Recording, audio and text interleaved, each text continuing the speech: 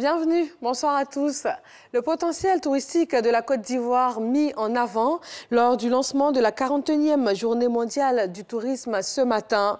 C'est une première à Abidjan avec 128 pays, 1500 participants en présentiel et 3500 en virtuel. En cette période marquée par la Covid-19, c'est une rencontre qui se veut le top départ de la relance du tourisme mondial. Alexis Ouedraogo. La Côte d'Ivoire est belle.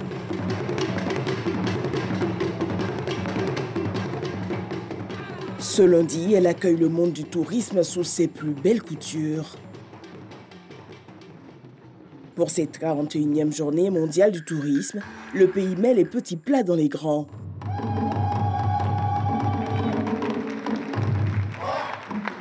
« 128 pays, 1500 participants en présentiel, 3500 en virtuel, Abidjan, capitale du tourisme mondial. Le tableau Aquaba de Georges Monboy raconte l'Europe, l'Asie, l'Amérique, l'Afrique, la Côte d'Ivoire diverse, riche, forte et solidaire. Que cette cérémonie se tienne en présence du secrétaire général de l'OMT est un véritable motif de fierté pour notre pays, dont les atouts touristiques ne sont plus à présenter.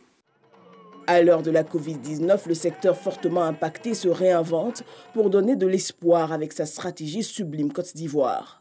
L'histoire retiendra que c'est à partir d'Abidjan qu'à l'occasion de cette grave crise sanitaire, le tourisme s'est repositionné comme une véritable industrie mondiale de premier plan avec un changement de paradigme axé sur une plus forte digitalisation, mettant en exergue un tourisme durable à visage humain.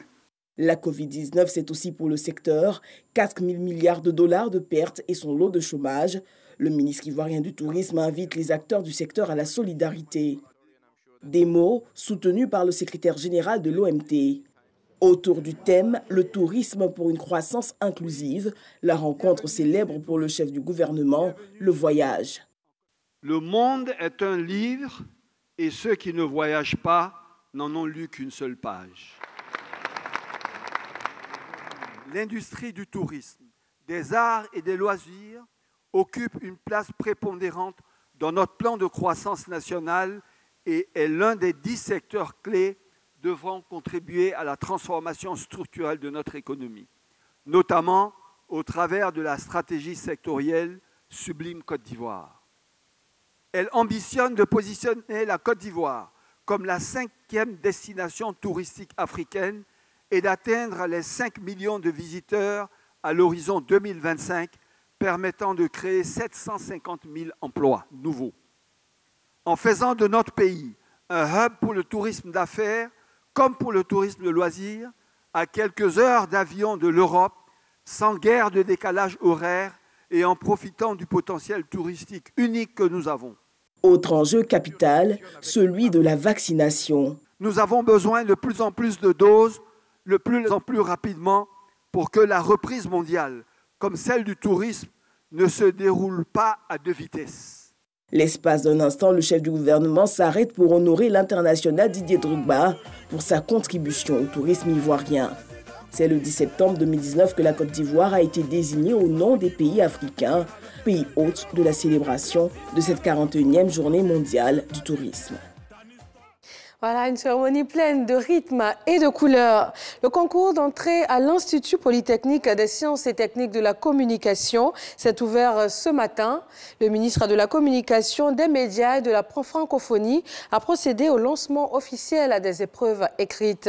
Amadou Koulibaly s'est en outre assuré du bon fonctionnement des sujets, du bon déroulement donc de ces sujets. Il a exprimé tout le soutien de la tutelle à l'Institut.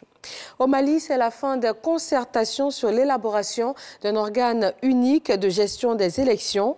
Cette période aura aussi permis de préparer des assises nationales de la refondation, l'occasion choisie par les autorités de transition pour exprimer la possibilité d'un report des élections. Le motif évoqué, le facteur temps. Elle souhaiterait d'abord pouvoir mener les réformes nécessaires. Une partie de la classe politique a boycotté les concertations. Elle accuse les autorités d'instrumentaliser l'organisation l'organisation des assises nationales à des fins politiques. Et puis au Nigeria, 34 civils ont été tués dimanche dans le nord-ouest du pays. Des assaillants armés ont attaqué un village situé dans l'état de Kaduna en proie aux violences de groupes criminels.